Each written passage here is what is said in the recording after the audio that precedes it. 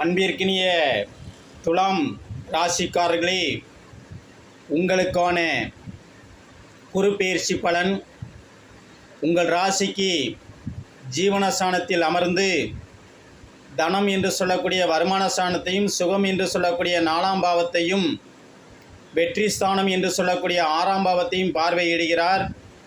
குடும்பத்திற்காக, கட்டிடம் இடம் சம்பந்தப்பட்ட அமைப்பிற்காக, புதிய வண்டி வாகனங்கள் மாற்றுவதற்காக கடன்பட நேரும், இஎம்ஐ கட்ட நேரும்.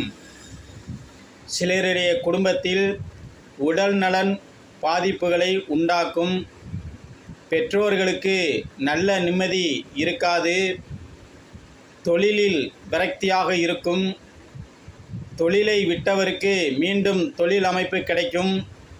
உத்தியோகத்தை இழந்தவருக்கு மீண்டும் உத்தியோக அமைப்பு கொடுக்கும். பழைய இடத்தை விட புதிய இடத்தில்தான் வாய்ப்புகள் இருக்கிறது. புதிய இடத்தில் பணியாற்ற நேரும். உங்களுடைய ராசிக்கு இந்த குருவான் நன்மை செய்வார், நல்லதே செய்வார்.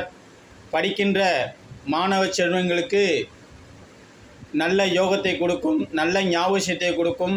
ஆசான்களிடத்திலே நிர்வாகத்திடம் நல்ல மதிப்பெண் பெற்று நல்ல பெயர் எடுத்து சிறப்படைவீர்கள்.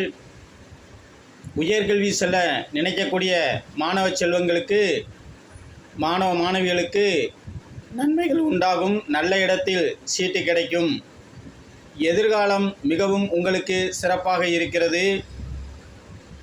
ஏதோ மனதில் உறுத்தி கொண்ட விஷயமெல்லாம் இந்த குருவான் நல்லது செய்ய வைப்பார்.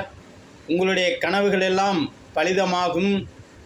தம்பி தங்கை அண்ணன் அக்கா விஷயத்தில் சற்று எச்சரிக்கையுடன் இருப்பது நல்லது.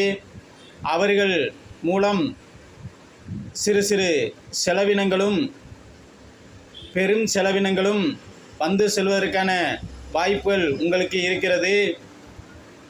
துலாம் ராசிக்காரர்கள் திங்கட்கிழமை அன்று தட்சிணாமூர்த்திக்கு பால் அபிஷேகம் செய்து வழிபாடு செய்தால் நன்மைகள் உண்டாகும். திங்கட்கிழமை தட்சிணாமூர்த்திக்கு பால் அபிஷேகம் செய்து வழிபாடு செய்யுங்கள், நன்மைகள் உண்டாகும், நல்லதே நடக்கும்.